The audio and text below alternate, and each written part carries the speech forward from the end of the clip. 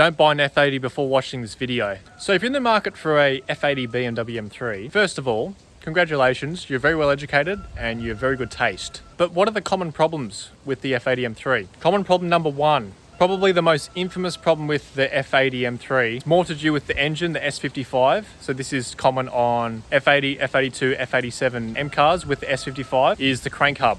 So the issue with the crank hub is that the crank hub is mounted to the crankshaft and it's not keyed. It's held in place by a bolt, and a friction disc is known to slip in very, very small cases. It's less than 1% of all S55s all made. The problem occurs mostly on tuned S55, and it seems to be more common on the LCI variations. So F80 LCI comp, F82 LCI comp, and F87 competition. How to fix it? Well, you can either not tune your car and it probably won't go, it won't spin, or if you do want to tune your car, at the very least you should be doing a crank bolt capture.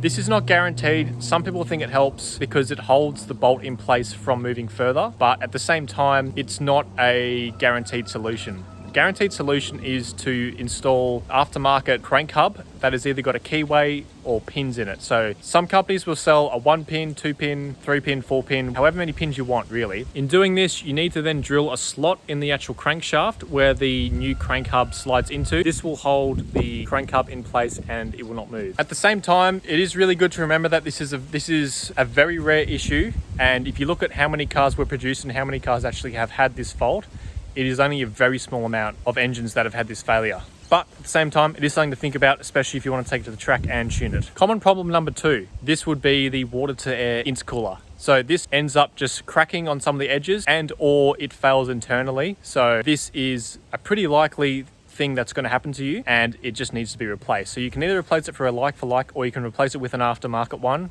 I'd probably go for an aftermarket one, like CSF or Gintani or Active Auto Works, and just be done with it. The cost of this is anywhere from $1,500 to $4,000. It is a relatively expensive part to fit. It's not that hard to install, but it is definitely a common problem. Third common problem is not that common, but it is definitely something that we're seeing now that these engines are getting a bit older, and that's rod bearings.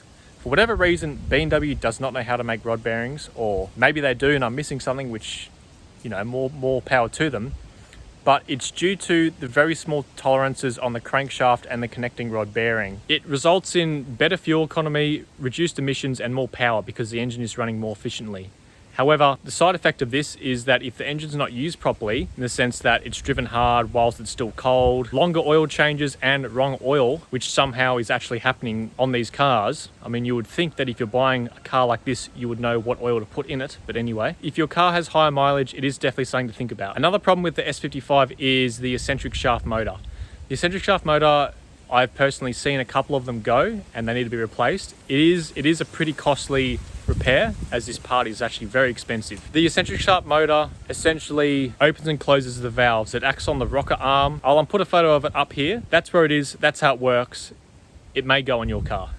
Buyer beware. Fourth problem, on practically all direct injected cars with no port injection, carbon buildup is a real concern that happens on these cars, where carbon deposits build up on the intake port. They build up on the intake port and the actual intake valve. It is a relatively big job to do, and it is something that you will probably have to do. I'd highly recommend installing a catch can, as this reduces these oily vapors from being recycled back into your engine and building up on your intake port and valve area. Apart from that, the F80 is actually a very reliable car. Other things to think about is that just from the fact that these cars are getting older and all BMWs seem to have this issue, is just oil leaks. There'll be oil leaks everywhere, especially on an older car with higher mileage. It's just something to think about, and you just have to be aware of it. And this is with most cars, especially older BMWs. Apart from that, the dual clutch gearbox is very strong. Dual clutch gearbox and the differential come straight from the F10 M5, which is a much more powerful engine. Well, it's a much more powerful drivetrain sort of solution, and they are very understressed in the F80 M3. I personally think that the F80 M3 is one of the best looking M3s ever made, and I think it's one of the best. It's the most exciting to drive, in the sense that it's very snappy and you can't really relax in it, and you have to be focused the entire time, which personally is something that I really like. If you're a little bit older, I don't know, if you have a family and this and that, and you don't really want to be sort of half freaked out every time you drive it, then it's probably not the car for you. Otherwise, the F80 M3 offers incredible value for money for what you're getting, just based on a performance standpoint, but you also have a nice stylish car. Hopefully this video can give you some insights as to what to look for when you're purchasing an F80 M3. Otherwise, stay tuned for more.